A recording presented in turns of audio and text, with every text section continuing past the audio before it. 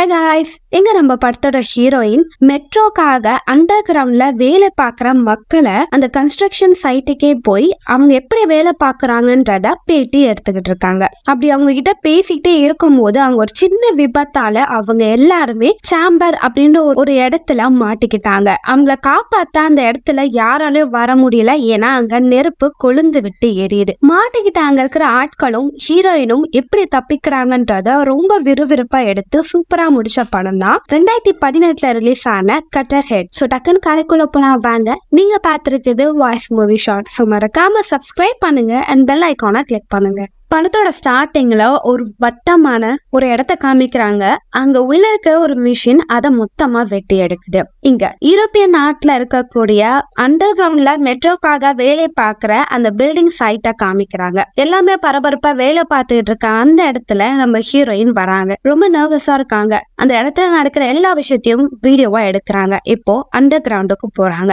அங்க இருக்கிற ஒரு ஆளும் ஹீரோயினி கிட்ட ஆக்சிஜனை கொடுக்கறாரு. இந்த இடத்துல பொல்யூஷன் கேஸா இருக்கும். சம்டைம்ஸ் எரியறனால புகைகள் உங்களுக்கு மூச்சு விட சிரமத்தை கொடுக்கும். அதனால இது யூஸ் பண்ணுங்க. நீங்க யூஸ் பண்ணிட்டே இருங்க. ஏதாவது எமர்ஜென்சினா எங்க ஆட்கள் கண்டிப்பா உங்களை காப்பாத்த வருவாங்க, பயப்படாதீங்க அப்படின்னு சொல்லி அந்த பொருள் எல்லாம் கொடுக்கறாங்க. ஹீரோனே அந்த ஆக்சிஜன் மாஸ்க் எல்லாம் கிட்ட வச்சுக்கிறாங்க. இப்போ அண்டர் கிரவுண்ட்ல போறாங்க. அங்க வேலை பார்க்கிற எல்லாருக்கும் ஸ்நாக்ஸ் எடுத்துட்டு போய் கொடுக்கறாங்க. ஹீரோயினும் என்ன இன்ட்ரோடியூஸ் பண்றாங்கன்னா, நான் உங்க எல்லாரையும் பேட்டி எடுக்கிறதுக்காக வந்திருக்கேன். அதாவது அண்டர் கிரவுண்ட்ல நடக்கிற மெட்ரோ வேலைக்காக நீங்க எல்லாருமே வேற நாட்டுல இருந்து வேற மொழி பேசுறவங்க இங்க வந்து வேலை பாக்குறீங்க. உங்களோட வேலை அனுபவம் உங்களுக்கு இதை பிடிச்சு பண்றீங்களா, நீங்க எந்த அளவுக்கு சந்தோஷமா இருக்கீங்க, எவ்வளவு கஷ்டங்கள் உங்களுக்கு இருக்குன்றத நீங்க என் கூட ஷேர் பண்ணலாம் அப்படின்னு சொல்லிட்டு எல்லார்கிட்டும் பேசுறாங்க. அதுல நிறைய பேருக்கு பாஷை புரியல. அங்க இருக்கிறவங்க சில பேர் டிரான்ஸ்லேட் பண்ணி அவங்களுக்கு சொல்றாங்க. இப்ப அப்படியே அவங்க பேசிட்டு எல்லாமே வேலை பண்ணிக்கிட்டே இருக்காங்க. ஹீரோயின் அந்த எல்லா விஷயத்தையும் போட்டோவும் எடுக்கிறாங்க, நோட் பண்ணியும் வைக்கிறாங்க. அப்படி அங்க வேலை நடந்துகிட்டே இருக்கும் போது ஒருத்தர் ஹீரோயினைய கூப்பிடுறாரு. காஃபி குடிக்கிறீங்களா அப்படின்னு சொல்லும். குடிக்கிறேன் குடுங்கன்றாங்க. அந்த இடத்துல உணவெல்லாம் கொஞ்சம் கம்மியா தான் யூஸ் பண்ணுவாங்க. காஃபில பாலையே ஆட் பண்ணாம டிகாஷன் வரை குடிக்கிறாங்க. ஹீரோனிக்கு பிடிக்கல. பட் குடுக்கறாங்கன்னு சொல்லி குடிச்சிட்டு அவர்கிட்ட, நீங்க உங்க ஃபேமிலி எவ்வளவு மிஸ் பண்றீங்க, நீங்க எங்க இருந்து இங்க வரீங்க, உங்களுக்கு இந்த வேலை பிடிச்சிருக்கா, இது கொஞ்சம் கடினமா இருக்கான்னு கேள்வி கேட்கறாங்க. ஆனா அவருக்கு கொஞ்சம் புரியல. ஹீரோனி கேட்கறதுக்கு எல்லாத்துக்கும் எஸ் எஸ் எஸ் அப்படின்ற ஒரே வார்த்தையிலேயே முடிச்சிடுறாரு. ஹீரோயினுக்கும் இவர்கிட்ட இதுக்கு மேல பேசவும் வேஸ்ட் தான் சொல்லிட்டு, சரி நான் வரேன் அப்படின்னு சொல்லிட்டு போகும்போது யாராவது பாக்குறாங்களான்னு திரும்பி பார்த்துட்டு அவர் கொடுத்த காஃபியா அங்கேயே கொட்டிடுறாங்க. அப்படியே அவங்க யோசிச்சுட்டே நடந்து வரும்போது மேல 2 பேர் பழுப்பு கிட்ட ஏதோ வேலை பார்த்துக்கிட்டே இருப்பாங்க. அதுல ஒருத்தரும், என் மனைவி இப்பெல்லாம் என்கிட்ட ஒழுங்கா பேசவே மாட்டேன்றா, எனக்கு கண்டுக்கவே மாட்டேன்றா, அவளுக்காக தானே இவ்வளவு கஷ்டப்பட்டு நான் இங்க வந்து சம்பாதிக்கிறேன் அப்படின்னு சொல்லி சோகமா பேசிட்டு இருப்பாரு. ஹீரோனே சரி இவர்கிட்ட அவரோட ஸ்டோரி கேட்கலாம்னு சொல்லிட்டு ஹலோ அப்படின்னு சொல்லி பேசவும் அவரும் பேச ஆரம்பிக்கிறாரு. அவர் தான் இங்க இருக்கிற மெயினான கன்ஸ்ட்ரக்ஷன் வேலையில சீனியர் பர்சன். இங்க அண்டர் கிரவுண்ட்ல போகக்கூடிய மிஷினை ஆப்ரேட் பண்றது இவரும் இவர் கூட இருக்க அவரோட அசிஸ்டன்ட்டும் தான். ஹீரோனே அவரை பார்த்த பிறகு சேம்பர் எங்க இருக்கு, அதை நான் பாக்கலாமா அப்படின்னு சொல்லிட்டு அப்படியே பேசிக்கிட்டே வராங்க. உங்களுக்கு குடும்பம் இருக்கா, குழந்தைகள் இருக்கா அப்படின்னு கேட்கும் போது, எனக்கு திருமணம் ஆயிடுச்சு, நான் வேற நாட்டை சேர்ந்தவன், பண தேவைக்காக நான் இங்க வேலை பாக்குறேன் அப்படின்னு அவர் சொல்றாரு. உங்களுக்கு குழந்தைகள் இருக்கானும் போது, எனக்கு 2 குழந்தைங்க இருக்கு, அவங்க நான் ரொம்ப மிஸ் பண்றேன். 3 மாசத்துல 1 வாரம் தான் எங்களுக்கு லீவ் தருவாங்க, அந்த நேரத்துல நான் என் குடும்பத்தோட சந்தோஷமா இருப்பேன் அப்படின்னு சொல்லிட்டு, என்ன எனக்கும் என் மனைவிக்கும் அப்பப்ப பிரச்சனை வரும், பணத்தாலதான், நாங்க 2 பேரும் ஒரு அக்ரிமெண்ட் போட்டிருக்கோம், குழந்தைய அவ பாத்துப்பா, பணத்தை நான் ரெடி பண்ணி கொடுப்பேன் தான் நான் இங்க வந்திருக்கேன் அப்படின்னு சொல்லி அவர் கொஞ்சம் சோகமா பேசிட்டே இருக்கும் போது ஹீரோனி இதெல்லாம் எழுதிக்கிட்டே இருக்காங்க. இருங்க இதெல்லாம் நீங்க டாக்குமெண்டா ரெடி பண்ணி எல்லாருக்கும் பப்ளிஷ் பண்ணுவீங்களா, அப்பனா நான் இப்ப சொன்னதை மட்டும் நல்லா நோட் பண்ணிக்கோங்க, நான் என் குடும்பத்தை ரொம்ப நேசிக்கிறேன் அப்படின்றத அவர் சொல்றாரு. ஹீரோனி இதெல்லாம் நோட் பண்றாங்க. சரி சார், என்ன அந்த சேம்பர்ல கூட்டிட்டு போய் காமிக்கிறீங்களா அப்படின்னும் போது, நான் காட்டுறேன் மேம், நீங்க உள்ள போங்க அப்படின்றத சொல்றாங்க. இப்போ உங்க ஜூனியர் பையன் ஒருத்தர் இருப்பான். அவன் ஹெல்மெட்ல ஏதோ ஒண்ணு எழுதிக்கிட்டு இருக்க. ஹீரோயின் போய் போட்டோ எடுக்க ட்ரை பண்ணுவாங்க. அவன் டக்குன்னு திரும்பிடுவான். இல்ல நீ முன்னாடி எப்படி போஸ் கொடுத்தியா அப்படியே இறன்னு ஒரு போட்டோ எடுத்துக்கிறேன் அப்படின்றத ஹீரோயின் சொல்றாங்க. அப்படியே போட்டோ எடுத்துறாங்க. ஹீரோயின் அந்த பையன் கிட்ட போய், உனக்கு குடும்பம் இருக்காப்பா, குழந்தை இருக்கா, நீ எந்த ஒரு சேர்ந்தவன் அப்படின்னு கேட்கும் போது அவனும், எனக்கு இன்னும் திருமணம் ஆகல, நான் வேற ஒரு நாட்டை நாட்டை சேர்ந்தவன் போது நீ உன் குடும்பத்தை மிஸ் பண்றியான்னும் போது ஆமா நான் என் அக்கா பசங்களை ரொம்ப மிஸ் பண்றேன் அப்படின்றத அவன் சொல்லுவான். சரி நீ எதுக்கு ரொம்ப தூரம் இருந்து இங்க வந்து வேலை பாக்குற அப்படின்னு கேட்கும் போது அவன் கொஞ்ச நேரம் அமைதியா இருப்பான். ஏன்னா ஆச்சு நீ லீவ் அப்போ ஊருக்கு போக முடியாதா அப்படின்னு கேட்கும் போது அவன் சொல்லுவான் இல்ல என்னால போக முடியாது, அதுக்கு அனுமதி கிடையாது அப்படின்றத சொல்லுவான். நீ என்ன அகதியா இங்க வந்தியாப்பான்னும் போது அவன் இல்ல நான் யாருக்கும் தெரியாம இங்க வந்துட்டேன், எங்க ஊர்ல பணம் பிரச்சனை இருந்தது, இந்த விஷயத்த பத்தி என்கிட்ட சொல்லாதீங்க, எழுதவும் செய்யாதீங்க அப்படின்னும் போது சரி சரிப்பா எனக்கும் புரியுது நீ கஷ்டப்படுற, நீ ஒன்னும் கவலைப்படாத எல்லாம் சரியாயிரும் அப்படின்னு சொல்லும் போது சரி இப்ப வாங்க சாம்பருக்குள்ள போலான்றத சீனியர் சொல்லுவாரு. சீனியரும் என்ன சொல்லிருப்பாங்கன்னா இந்த வேலையை நிறைய பேர் பண்ண மாட்டாங்க, ஏன்னா இது கொஞ்சம் டேஞ்சரஸான வேலை, ஆனா இதை நாங்க பண்ணனா எங்களுக்கு எக்ஸ்ட்ரா பேமெண்ட் கிடைக்கும், அதனாலதான் நாங்க இதை பண்றோம் அப்படின்னு சொல்லிட்டு பேசிட்டே இருக்கும் போது ஹீரோயினும் அங்க போய் பாக்குறாங்க. அது ஒரு பாக்ஸ் மாதிரி இருக்கு, அதுக்குள்ளதான் இவங்க ஓட்ட போட்டுட்டு ஸ்டேஷன் ஒவ்வொன்னையா ரெடி பண்ணிட்டே இருப்பாங்க. சீனியர் கிட்ட ஒரு மேப் இருக்கும், அதுல ஹீரோயினுக்கு எக்ஸ்பிளைன் பண்ணுவாரு. ஆல்ரெடி நாங்க பாதி ஸ்டேஷன்ல போகக்கூடிய ஹோல்ஸ் எல்லாம் போட்டுட்டோம், இன்னும் கொஞ்சம் ஸ்டேஷன் மட்டும் தான் இருக்குன்னும் போது ஹீரோயின் நீங்க சூப்பரா வேலை பாக்குறீங்க, உங்களாலதான் எங்களால தேவைப்பட்ட நேரத்துல குயிக்கா போக முடியுது அப்படின்னு சொல்லும் போது பாராட்டினதுக்கு ரொம்ப நன்றி, ஆனா இது நான் மட்டும் பண்ணல எல்லாத்துக்கும் என் டீம் தான் காரணம் அப்படின்றத அந்த சீனியர் சொல்லுவாரு. இப்போ நாங்க போக போறோம், நீங்க சேஃபான இடத்துக்கு போயிருங்கன்னும் போது ஹீரோயினும் இருங்க அந்த இடத்துல நான் வரலாமா அப்படின்னும் போது இல்ல அந்த இடத்துல கொஞ்சம் தண்ணியா இருக்கும், கொஞ்சம் சேஃப் கிடையாதுன்னும் போது எனக்கு ஸ்விம்மிங் தெரியும், நான் அந்த இடத்துல வந்து ஒரு போட்டோ மட்டும் எடுத்துக்கிறேன், எனக்கு பெர்மிஷன் தரீங்களான்னும் போது இல்ல மேம் புது பர்சன் யாரையும் நாங்க உள்ள விட மாட்டோம், அது கொஞ்சம் டேஞ்சர், அதுக்கு ஏதாவது அப்ரூவல் இருந்தாதான் உள்ள விட முடியும் போது நான் அப்ரூவல் வாங்கி தானே இங்கே வந்திருக்கேன், அப்போ உள்ள போறதுக்கு எனக்கு அனுமதி இருக்குமே அப்படின்னு கேக்குறாங்க. அவரும் யோசிக்கிறாரு உங்களுக்கு ஓகேவா நீங்க மேனேஜ் பண்ணிப்பீங்களா, ஏன்னா அந்த இடம் கொஞ்சம் பயங்கரமான இடம் அப்படின்னு சொல்லும் போது ஹீரோயினும் எனக்கு ஒரு போட்டோ தேவை அதனால நான் மேனேஜ் பண்ணிப்பேன் அப்படின்னு சொல்றாங்க. சரி ஓகே நம்ம போலாம் அப்படின்றத சொல்றாங்க. இப்போ இவங்களுக்கான நிறைய வாட்டர் கேன்ஸ் என்னென்ன தேவை அதெல்லாம் எடுத்துட்டு வரும்போது அந்த சின்ன பையனும் வரான். அவன் கிட்ட ஹீரோயின் நானும் உங்க கூட வர போறேன் போது ஓ சூப்பர் அப்படின்னு சொல்லிட்டு தேவையான திங்ஸா எடுத்து வச்சிட்டு இருக்காங்க. இப்போ இவங்க இருக்கிற இந்த ரவுண்ட் பாக்ஸ வந்து பிரஷரை அதிகமாக்குவாங்க, ஆக்சிஜனை உள்ள விட்டு லாக் பண்ணுவாங்க. எதுக்கு பிரஷரா அதிகமாக்குறாங்கன்னா அழுத்தம் அதிகமா இருக்கும் போது மண்ணுல அவங்க மிஷின் வச்சு கொடுக்கக்கூடிய பிரஷர் இன்னும் ஸ்ட்ராங்கா இருக்கும், அதனால அந்த பாறைகள்லாம் சீக்கிரமா உடையலாம் அப்படின்னு இவங்க பிரஷரை கொடுப்பாங்க. ஆனா அது அனுபவம் இருக்கிறவங்க மட்டும் தான் மேனேஜ் பண்ண முடியும். ஹீரோயின் எனக்கு எந்த பிரச்சனையும் இல்லை நான் பண்றேன்னு சொல்றதுனால அவங்களும் ஒத்துப்பாங்க. இப்போ பிரஷர் கொடுக்கறதுக்காக ஒரு ஆள் உள்ள வராரு. அவரும் சரி ரெடி அப்பா ஆரம்பிக்கவா அப்படின்னு கேட்கும் போது அவர் ஹீரோயினும் உள்ள இருக்கிறத பாக்குறாரு. மேம் நீங்க வெளியே வரீங்களா அப்படின்னு சொல்லும் போது ஹீரோயினும் இல்ல நானும் இவங்க கூட தான் உள்ள இருக்க போறேன்னு சொல்றாங்க. இதனால இந்த பர்சன் பயமா கோவப்படுறாரு. சீனியர் கிட்ட என்ன விளையாடுறீங்களா, இந்த பொண்ணுக்கு மட்டும் ஏதாவது ஆயிடுச்சுன்னு வச்சுக்கோயேன், இதுக்கும் எனக்கும் எந்த ஒரு சம்மந்தமும் இருக்காது, அந்த பொண்ணுக்கு ஹெல்த் இஷ்யூஸ் இருந்தா என்ன பண்றது, யாரு பொறுப்பேத்துப்பா அப்படின்னு கேட்கும் போது சீனியர் இந்த பொண்ணுக்கு ஸ்விம்மிங் தெரியும் மேனேஜ் பண்ணிப்பான்னு சொல்றாளேடான்னும் போது இங்க பாரு இது ரொம்ப ரிஸ்க், இப்படி ஒரு பர்சன் நம்ம உள்ள வைக்கவே கூடாது, இது ரொம்ப ரொம்ப டேஞ்சர், இதனால எந்த பிரச்சனை வந்தாலும் நீ ஃபேஸ் பண்ணுவியா அப்படின்னு கேட்கும் போது அவருக்கும் என்ன சொல்றதுன்னு தெரியல. வெளியே இருக்கிறவரும் தயவு செஞ்சு வெளியே வந்திருக்கமா இல்லைன்னா சரி ஓகே அப்படின்னு சொல்லிட்டு வெளியே நிற்கும் போது இப்போ உள்ள லாக் பண்ணி பிரஷரை கொடுத்துக்கிட்டே இருக்காங்க. அப்படியே பிரஷர் கொடுக்க அந்த சின்ன பையன் குடிக்கிற வாட்டர் கேனே அப்படியே நசுங்குது. இப்போ உள்ள போலாம் அப்படின்றத சொல்றாங்க. இப்போ உங்க ஹோல்ஸ் போடுறதுக்காக அந்த வட்டத்துக்குள்ள இருக்கிற ஒரு சின்ன ஹோல்ஸ்குள்ள போவாங்க. அங்கதான் பெரிய மிஷினும் இருக்கும். அந்த மிஷின் அந்த இடத்த அப்படியே ஓட்ட போட்டுக்கிட்டே போகும். இப்போ அந்த ஒர்க் ஸ்டார்ட் ஆச்சு, எல்லாமே அந்த வேலையை பார்த்துக்கிட்டே இருக்காங்க. இல்லைன்னா அவங்க சின்ன கண்ணாடி வழியா உள்ள நடக்கிற விஷயத்த பார்த்துட்டு இருக்காங்க. இப்ப வெளியே இருக்கிறவர்கிட்ட உள்ள எப்படி இருக்கும் அப்படின்றத ஹீரோயின் கேக்குறாங்க. அது நல்ல வேலை நான் உள்ள இல்ல, நான் வெளியே இருந்து வேலை பார்க்கறேன்னு நினைச்சு நான் சந்தோஷப்படுறேன், இதுதான் சேஃப் அப்படின்றத அவர் சொல்றாரு. எல்லாமே நல்லபடியா போயிட்டே இருக்கும். இப்ப டக்குன்னு எமர்ஜென்சி லைட் ஆன் ஆகுது. வெளியே இருக்கிறவருக்கு ஒன்னும் புரியல, எங்கிருந்து எக்ஸாக்டா பிரச்சனை ஆரம்பிக்குதுன்னு அவர் யோசிச்சுட்டே இருக்க உள்ள இருக்கிற ஆட்களை அதாவது சீனியர் ஜூனியர் 2 பேரையும் வெளியே வந்துருங்க, ஏதோ ஒரு பிரச்சனை போயிட்டு இருக்கு, வெளியே இருக்கிறது சேஃப் இல்ல, இந்த பாக்ஸ்குள்ள வந்துருங்க அப்படின்னு சொல்லிட்டே இருக்கு. ஹீரோனுக்கும் புரியல என்ன நடக்குதுன்னு. இப்ப அவங்க மேல எட்டி பாக்குறாங்க. அவங்க இருக்கிற அந்த மிஷினுக்கு வெளியே ஒரே புகையா இருக்கு. எரியுதுன்னு ஹீரோனி கத்த இப்ப வெளியே இருக்கிறவரும் உள்ள இருக்கிறவங்க கிட்ட வெளியே வந்துருங்க, ஒரு ஆபத்து இருக்கு, நீங்க சேஃபா இருந்துக்கோங்கன்னு சொல்றாங்க. ஹீரோனி கிட்ட ஆக்சிஜன் மாஸ்க கொடுத்துட்டு டிபிஎம் அப்படின்ற ரூமுக்குள்ள போங்க, அங்க நீங்க சேஃபா இருக்கலாம், அது கிட்டதான் இருக்கு, நீங்க போங்கன்னு சொல்ல ஹீரோனியும் அந்த ரூம் எங்க இருக்குன்னு தெரியல சார், போனா நான் எங்க போவேன், ஏன்னா எனக்கு வந்து வழி காட்டுங்க அப்படின்னு சொல்றாங்க. இல்ல மேம் இப்ப என்னால வர முடியாது, அது கிட்டதான் இருக்கு, நீங்க போங்கன்னு சொல்ல ஹீரோனியும் பயங்கரமா கோவப்படுறாங்க. அந்த ரூம் எங்க இருக்குன்னு தெரியல சார், நான் எங்க போவேன், எனக்கு இங்க எந்த இடமும் புரியல அப்படின்னும் போது சரி பயப்படாதீங்கன்னு சொல்லிட்டு சீனியரும் ஜூனியரும் இருக்கிற அந்த பாக்ஸுக்கு பக்கத்திலேயே இன்னொன்னு ஒரு சேம்பர் மாதிரி இருக்கும். அதுக்குள்ள ஹீரோனியை லாக் பண்ணிட்டு, பயப்படாதீங்க மேம், இதுக்குள்ள ஆக்சிஜன் இருக்கு, பிரச்சனை எல்லாம் சரியான பிறகு நான் உங்களை கூட்டிட்டு போயிடுறேன் அப்படின்னு சொல்லி லாக் பண்ணிடுறாங்க. ஹீரோனுக்கு அப்படியே பதட்டம் அதிகமாயிட்டே இருக்கு. என்ன பண்றதுன்னு தெரியல, பயந்துகிட்டே இருக்காங்க. ரிலாக்ஸா இல்ல ஒண்ணும் இல்ல சரியாயிரும் அப்படின்னு சொல்லி மனசே தேத்திக்கிட்டு இருக்காங்க. இப்ப கொஞ்ச நேரம் கழிச்சு உள்ளாக்க லைட் அப்படியே குறைஞ்சிடுது. கொஞ்ச நேரம் கழிச்சு வெளியே ஏதோ சத்தம் கேக்குது. ஹீரோனையும் விட்டுட்டு பாக்குறாங்க. யாராவது என்ன காப்பாத்துங்கன்னு கத்தும் போதுதான் இப்போ அவங்க இருக்கிற அந்த ரூமுக்கு பக்கத்துலயே ஒரு கண்ணாடி இருக்கும். அந்த கண்ணாடி வழியா அந்த பக்கம் இதுல இருக்கிறவங்கள பாக்கலாம். அங்க ஜூனியர் பையன் இருப்பான். அவன் கிட்ட ஹீரோனையும் நான் இங்கதான் இருக்கேன், என்ன காப்பாத்துக்கானும் போது சீனியர் பாக்குறாரு. உன்னை யாருமே இங்க உள்ள போட்டா, நீ எப்படி இங்க வந்த அப்படின்னும் போது வெளியே இருக்கிற பர்சன் வந்து வெளியே பிரச்சனையா இருக்கு, அதனால என்ன உள்ள லாக் பண்ணிட்டாங்கன்னும் போது,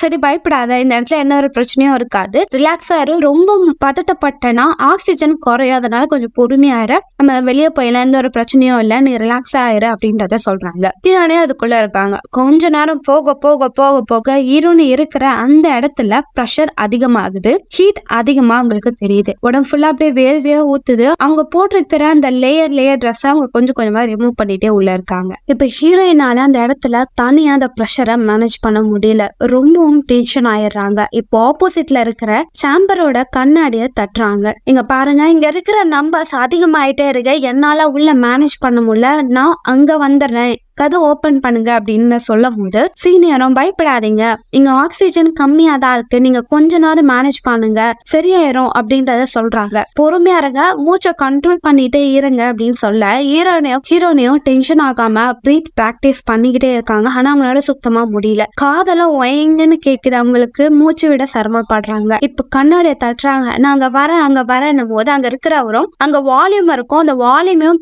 ஏரையும் கொஞ்சம் மீடியம் படுத்துங்க அப்படின்னு சொல்லுவாங்க.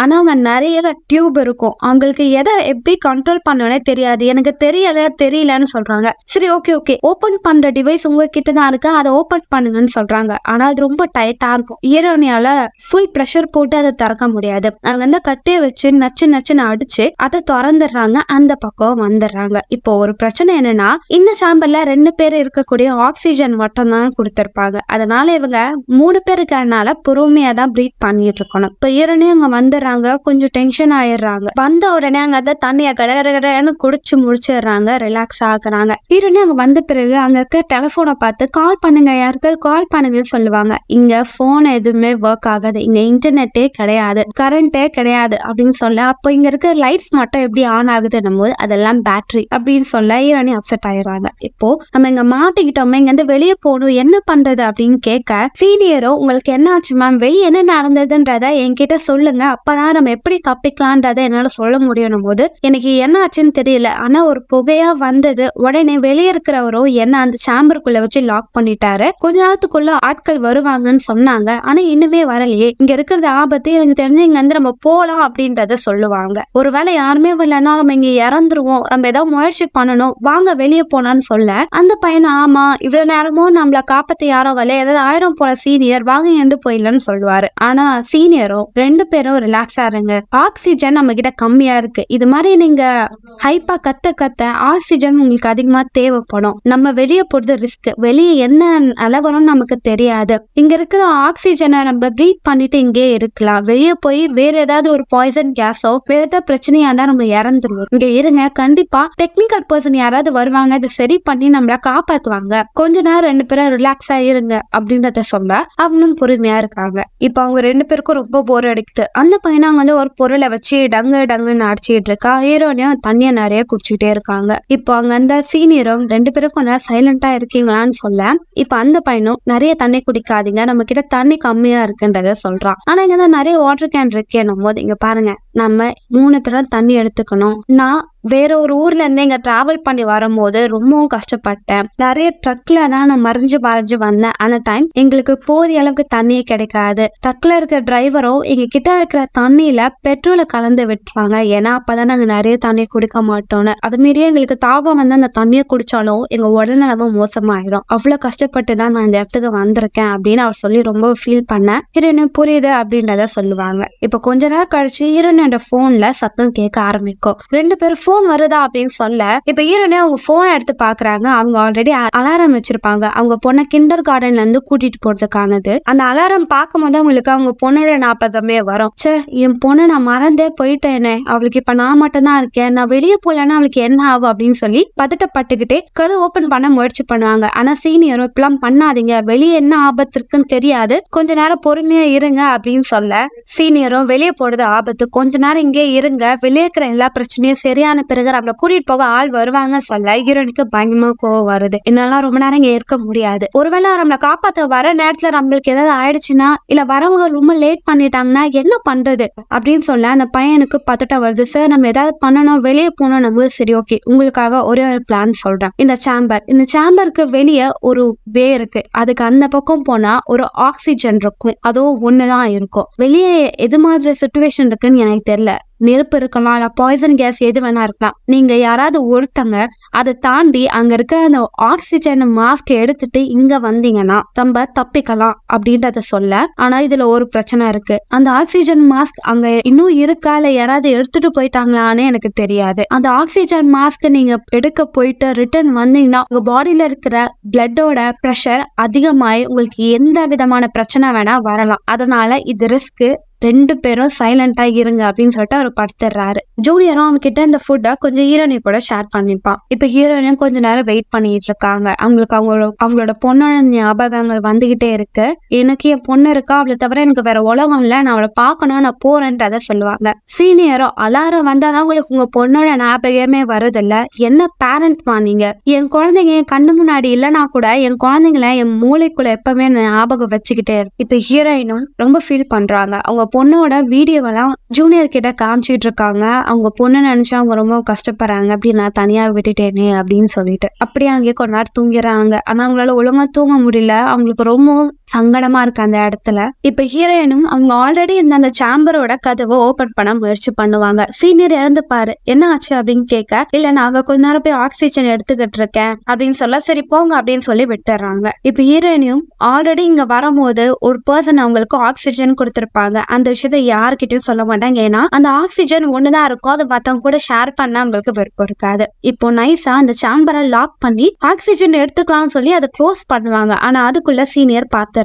எதுக்கு க்ளோஸ் பண்றீங்கன்னு உள்ள வந்து பார்த்தா அங்க ஆக்சிஜன் இருக்கிறத பாத்துறாரு. ஆக்சிஜன் இருக்கிற விஷயத்த எதுக்கு மறைச்சிங்க, நீங்க எவ்வளவு பெரிய பொய் சொல்லிருக்கீங்கன்னு தெரியுமா, நீங்க செல்ஃபிஷா வந்திருக்கீங்க அப்படின்னு சொல்லி அதை எடுக்க இவங்க சண்டை போட, அப்படியே மாத்தி மாத்தி சண்டை போட டக்குன்னு லைட் ஆஃப் ஆயிரும். கொஞ்ச நேரம் கழிச்சு டார்ச் லைட் ஆன் பண்ணி பார்த்தா அவர் ஹீரோனியா லாக் பண்ணிருப்பாரு. ஜூனியரை கூப்பிட்டு அவளை லாக் பண்றா, எவ்வளவு திருட்டுத்தனமா பண்ணிருக்கா பாரு, நம்ம கூடயே இருந்து ரொம்ப ஆக்சிஜனே ஷேர் பண்ணிட்டு இப்போ அவ தனியா வச்சிருந்த ஆக்சிஜனை எடுக்க ட்ரை பண்ணிருக்கா, இதுக்காக தானே நம்ம பிளான் பண்ணோம் இங்க இருந்து போகணும்னு சொல்லிட்டு, இது நம்ம கிட்ட சொல்லவே இல்லை பாரு அப்படின்னு சொல்ல, ஹீரோனி கிட்ட ஏன் இப்படி பண்ணீங்கன்றத அந்த ஜூனியரும் கேட்பான். ஹீரோனியா என்ன மன்னிச்சிருங்க, எனக்கு கொஞ்சம் பயமா இருந்தது, எனக்கு குடும்பம் இருக்கு, நான் அவங்கள பாக்குறதுக்கு போகணும் அப்படின்னு சொல்ல, சீனியர் எனக்கும் தான் குடும்பம் இருக்கு, எங்க குடும்பத்துக்கு நாங்களும் தான் முக்கியம், இப்படி செல்ஃபிஷா உங்களை மாதிரிலாம் நாங்க யோசிக்கவே இல்லையே அப்படின்னு சொல்ல, இப்ப சீனியரும் சரி இப்போ ஆக்சிஜன் கிடைச்சிடுச்சுல, இதை நான் போட்டுட்டு வெளியே போறேன், உதவிக்கு ஆளை கூட்டிட்டு வரேன்னு சொல்ல, ஹீரோயினும் ஆனா நீங்க தான் சொன்னீங்க வெளியே ஆபத்துன்னு, நீங்க மட்டும் இதை போட்டுட்டு போலாமா அப்படின்னு கேட்க, நான் பாத்துக்கிறேன், நான் உதவிக்கு கூட்டிட்டு வரேன்னு சொல்லுவாரு. ஜூனியரும் எனக்கும் குடும்பம் முக்கியம், என் குடும்பத்துக்கு நான் நிறைய கடன் பட்டிருக்கேன், நான் போறேன் அப்படின்னு சொல்ல, இல்ல நீ இங்கே இரு, நான் போறேன் அப்படின்னு சொல்லி 2 பேரும் மாத்தி மாத்தி சண்டை போட வெளியே சத்தம் கேட்கும். சீனியரும் என்னன்னு பார்த்தா இவங்களை காப்பாத்துறதுக்காக சில ஆட்கள் உள்ள வந்திருப்பாங்க.